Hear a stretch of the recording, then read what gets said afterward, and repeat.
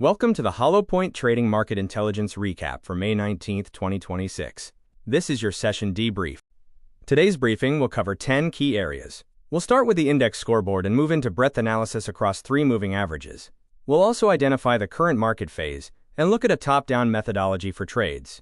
Finally, we'll preview Nvidia earnings and outline tomorrow's game plan. Looking at the index scoreboard, all major indices finished down. The S&P 500 dropped by 0.67%, the Nasdaq 100 by 0.84%, the Dow 30 by 0.65%, and the Russell 2000 by 1.03%.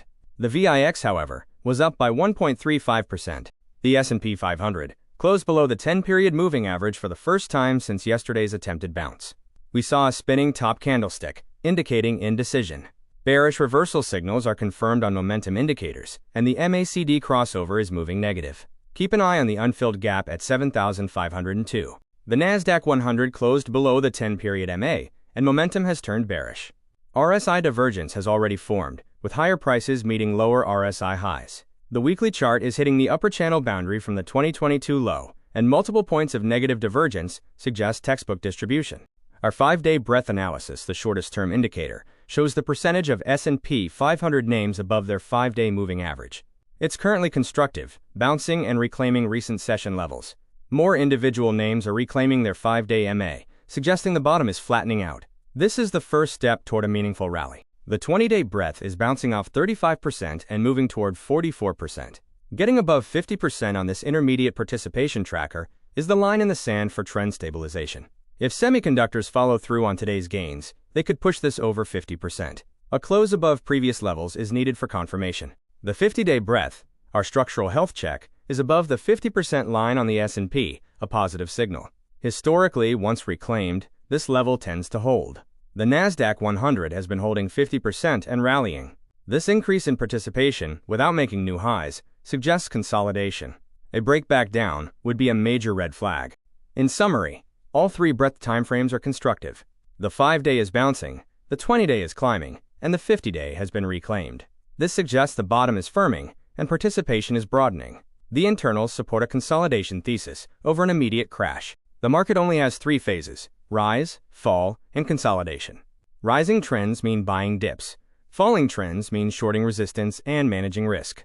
Consolidation is sideways action, where ranges are traded and traders often get chopped up.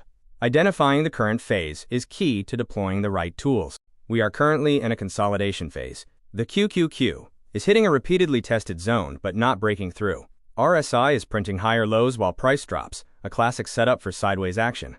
I see retested levels and holds, which confirms consolidation until proven otherwise. We trade the range until a breakout or breakdown occurs. RSI divergence signals are critical for reading momentum. Bullish divergence sees lower lows in price and higher lows in RSI, often preceding a bounce. Bearish divergence shows higher highs in price but lower highs in RSI, indicating fading buying momentum. The Nasdaq already confirmed bearish RSI divergence before the S&P. The active gap in the S&P sits around 7,502. Filling this gap while making a lower high would create a textbook topping signal via RSI divergence.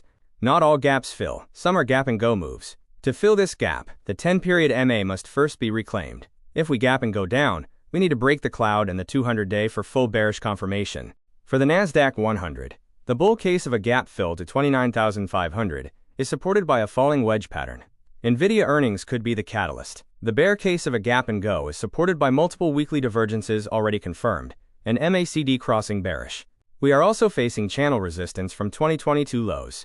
It is important to know your gap playbook. A gap and go is a continuation signal with no fill. A gap and fill is a shakeout that returns to the previous close before resuming the trend. The most dangerous is the gap and trap, where price gaps and then immediately reverses, trapping traders. I use a top-down methodology: index first, sector second, stock third. First, read the macro and index phase. Second, drill into the sector ETF to see where money is flowing. Third, select stocks that meet my criteria, but only if the index and sector are aligned. The semiconductor sector, SOX, is currently in a broken major trend but is yielding tradable counter-trend rallies intraday.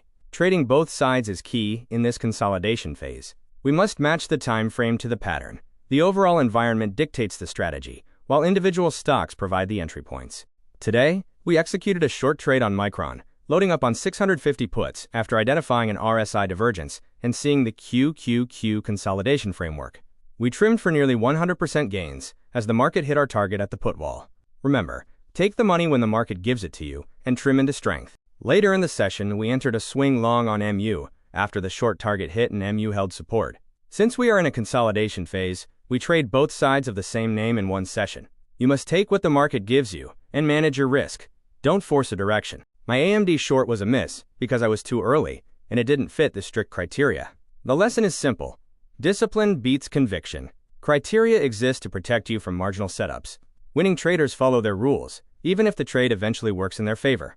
You can screen for piercing patterns by looking for names that undercut the previous day's low and then rally back above the 50% line of the prior candle. Overlay your oscillators and check put/call walls to confirm the setup. SWAV provided a great example of this recently. Put walls and call walls are your consolidation guardrails. The put wall is the floor, acting as natural support and your downside target for shorts. The call wall is the ceiling, providing natural resistance and your upside target for longs. Trade long near the put wall and short near the call wall. To trade a consolidation phase, you can go long and short the same name in the same session. The widest ranges and most money are made early in the consolidation. Use put/call walls and RSI for your targets and timing. Always manage risk and never tell the market what to do. The 30-year yield is pushing above 5%, the highest level since the 2008 financial crisis. The inability of yields to stay down after good news is concerning. Rising yields will affect housing first. Watch the 20-year bond auction tomorrow at 1 p.m. for demand signals. Weak demand will negatively impact equities. The 10-year yield is trying to break out of a weekly triangle pattern, with MACD turning positive. A break to new highs above the 2023 peak would be a panic threshold, suggesting the Fed has lost control and inflation expectations are re-rising. The weekly bar close Friday is critical for confirmation of a structural shift. Tomorrow has three major catalysts: the 20-year bond auction at 1 p.m., the Fed minutes release at 2 p.m., and Nvidia earnings after the bell. Each event can significantly move the market. The Nvidia guidance, in particular, will set the tone for the entire semiconductor sector. Crude oil is consolidating in a textbook triangle pattern within a larger uptrend. The pattern suggests an upside breakout above $119 resistance. Oil shocks are a sleeper catalyst that can surprise markets, as they are often one of the last commodities to peak in a cycle. This move may not be done. Geopolitical risk factors are increasing. Headlines concerning NATO intervention in the Strait of Hormuz and U.S. seizure of an Iranian vessel suggest positioning for escalation. Institutional money is reacting to these events, and a break in oil's consolidation could follow immediately if conflict resumes. The VIX is currently quiet, but the MOVE index, bond volatility, is creeping up. This divergence is a quiet warning, as bond market hedging often precedes an increase in equity volatility. If the VIX weekly stochastic recycles higher, a new wave of volatility for equities is likely. The IGV software sector printed a textbook pop reversal close, signaling institutional distribution. The character of the tape is shifting, with the previous close flipping from support to resistance in names like Microsoft. Pay attention when you see such behavioral changes. The character of the market is shifting. Previously, dips were immediately bought, and the close acted as support. Today, the previous close became resistance, bounces were sold into, and the buy every dip playbook stopped working. Adapt to the changing regime. In the consumer sector, Home Depot is holding ground, and NQGOD is up on strong same-store sales. Toll Brothers is worth watching alongside the 30-year yield. Costco is hitting new all-time highs, signaling that institutional money is flowing into defensive names. The signal is clear. Money is flowing into defensive names like Costco and tobacco stocks. This means institutional money is cautious. If yields and crude oil continue to climb, this defensive bid will likely intensify. Respect the flow and trade accordingly. Every major index now has a bearish MACD crossover on the daily chart. The S&P 500's MACD turned negative for the first time since the rally began. This is a top-down cascade of momentum deterioration. We need trend confirmation, but the momentum flip is undeniable. On the S&P 500 weekly chart, we are trying to break a 7-week winning streak, hitting major resistance at the rising channel's upper boundary. Multiple negative divergences on the RSI and MACD are forming. If we sell off hard by Friday, a powerful evening star doji reversal could form. The Nasdaq weekly is also showing divergences on the RSI and price oscillator. A spinning top doji candle at resistance indicates indecision. Furthermore, the Russell 2000 made a lower high, diverging from the S&P, which historically signals a potential market top. Nvidia reports after the bell tomorrow. I'm watching the major weekly resistance and the busted semiconductor sector trend. Guidance matters more than the beat. Be prepared for bullish, bearish, and neutral scenarios, and always set your levels before the print drops. For the S&P 500, watch the gap fill target at 7,502 and the 10-period MA resistance. For the Nasdaq, monitor the gap fill at 29,500 and the critical cloud support.